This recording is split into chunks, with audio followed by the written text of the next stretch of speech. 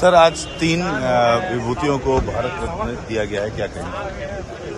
देखिए, मैं आदरणीय प्रधानमंत्री जी की दूरदृष्टि का अभिनंदन करता हूँ कि वो देश के अंदर जिन्होंने भी सेवाएं की हैं, देश की समृद्धि में, देश के मान सम्मान स्वाभिमान को बढ़ाने के लिए, खेत खलिहान के लिए जिन्होंने पूरी प्रामाणिकता से ईमानदारी से जिन्होंने अपने देश की सेवा की है, उनको सबको जो है एक एक करके चुन करके और सम्मानित कर रहे हैं।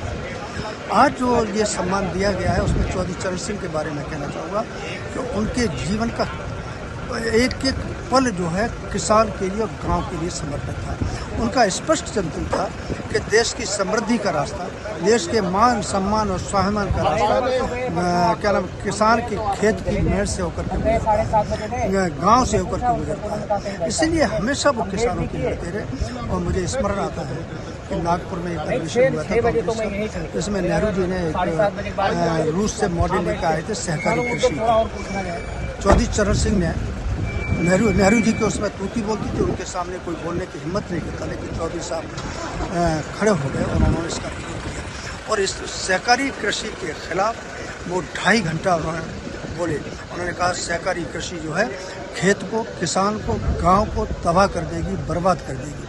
और उसका परिणाम हुआ कि नेहरू जी को वो क्या नाम है प्रस्ताव वापस लेना पड़ा, जिसके कारण से चौधरी साहब जो है हमेशा किसान कांग्रेस की आंख की किरकिरी बने रहे और चौधरी साहब ने अपना कदम पीछे कभी हटाया नहीं। और मुझे स्मरण है कि 1967 में चौधरी साहब ने क्या नाम है ये किसान के मुद्दे को लेकर के ही, किसान के हितों को लेकर के ही कांग्रेस से त्याग पत्र दिया था।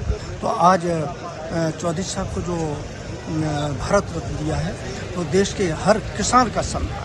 लेकिन वही कांग्रेस कह रही है कि एक कांग्रेस के व्यक्ति और प्रधानमंत्री को बीजेपी को देना पड़ा भारत रत्न। कांग्रेस इतनी और उसका नेतृत्व इतना नकारा निकम्मा नेतृत्व है जिसकी जितनी निंदा की जाए वो कम है। कांग्रेस भूल गई क्या? देशवासी इस बात को भूल जाएंगे कि चौधरी साहब को एक साजिश के तहत प्रधानमंत्री बनाया, 40 दिन के अंदर उनकी सरकार को गिरा दिया गया। और चौधरी साहब को उनकी गलत नीतियों के कारण से कांग्रेस नरसिम्हा राव के लिए वो कह रहे हैं कि आखिर वो कांग्रेस के एक प्रधानमंत्री थे। लेकिन कांग्रेस ने तो उनका सम्मान किया नहीं। कांग्रेस ने तो उनका स्वर्गवास होने के बाद यहाँ पर दाह संस्कार दिल्ली के अंदर नहीं होने दिया, उनका स्मारक नहीं बनने दिया।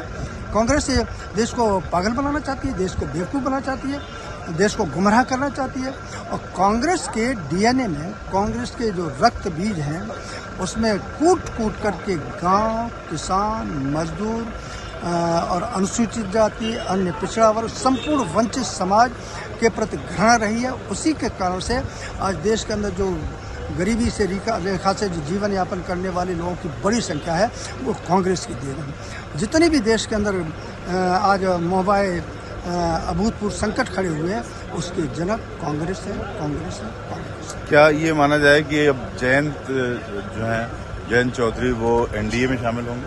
मेरे इस बारे में कोई जानकारी नहीं है और मैं इतना ही कह सकता हूँ कि यदि जयंत चौधरी ऐसा फैसला लेते हैं और पार्टी उनको स्वीकार करती है तो मेरी दृष्टि में ये सही फैसला है। Ravikant, ABP news, Delhi.